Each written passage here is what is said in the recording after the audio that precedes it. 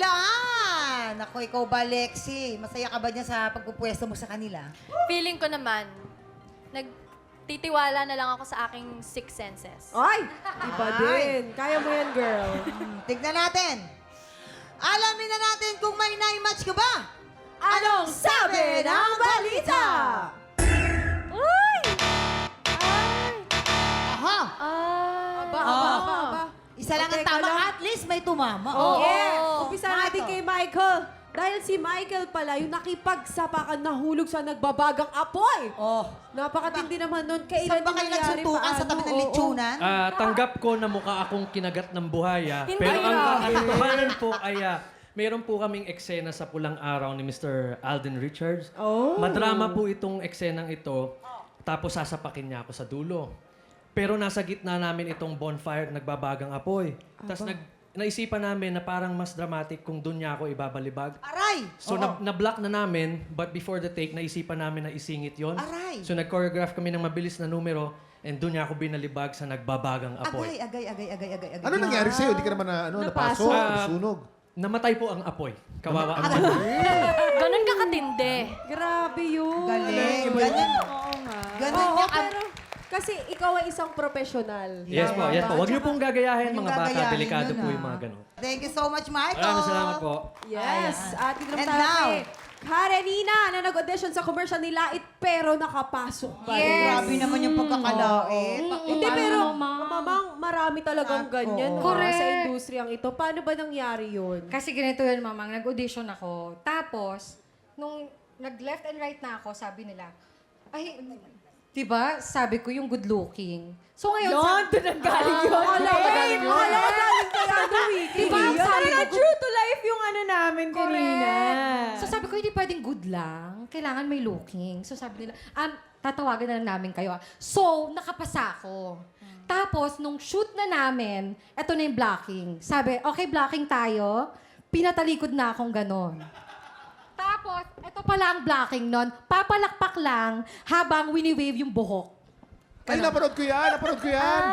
Oh, yung shampoo commercial yun, di ba? Ganun lang pala. Ikaw pala yung pumapalakpak na yun. Oh, ako yun. Grabe, di ba? Pero anong natutunan mo dito? Na-good looking pala ako. Yes! Ganun talaga. Hindi Diba? kasi minsan nakaka-discourage din talaga pag may mga tao na sinasabihan ka ng Ay, wow. ganyan, di Oo, ba?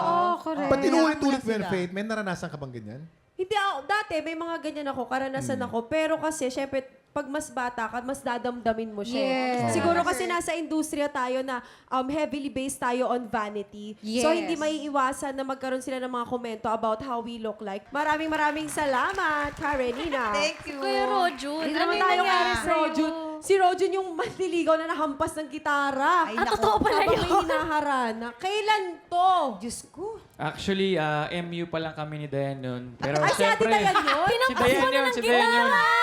Excited kasi ako manligaw. Siyempre, nag-practice ako ng mga ilang araw. Tapos, nasa sofa yun eh. Tandang-tanda ko pa. Buti. Kaya siguro na-inlove sa akin kasi tinamaan. Paano mo ba tinamaan kasi? And paano bang... Kasi nakaupo siya sa sofa. Tapos, syempre, nandito yung gitara ko. Excited akong haranahin siya. Siguro may gigil pa or medyo kabado pa kabado, ako. oo. So, pag kuha ako ng gitara, Kinuha, pag pwesto ko dito, Bug. natamaan ko siya dito, dito sa may noo. At dahil doon, dalawa anak niyo. At dahil doon, hanggang ngayon, in love pa rin siya sa akin. So, Shoutout mo naman si Ate Shoutout Dayan. mo. syempre, to my very lovely wife, Dayan, mahal na mahal kita. See you later. At ang cute ng mga anak. Thank you, Mama folks. Grabe. Nako, maraming salamat sa pagbabahagi ng inyong mga kwento kay Rojun, kay Michael, at of course kay Karenina. Salamat. Thank you so much. Pero ito na mga tiktropa, susunod na ang paborito nating quiz game. Sa umaga, 3 tiktropa ulit ang magkakarera para manalo ng 10,000 pesos! The fast and the curious na po sa pagbabalik ng TikTok Live!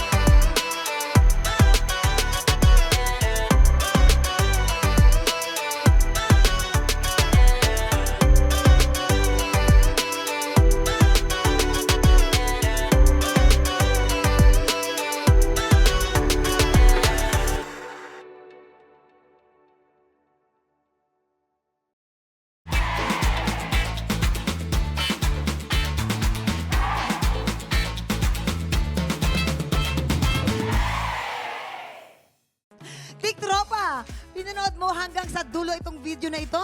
Abay, very good ka! For more happy time, watch more TikTok Lock videos on our official social media pages and subscribe to GMA Network official YouTube channel.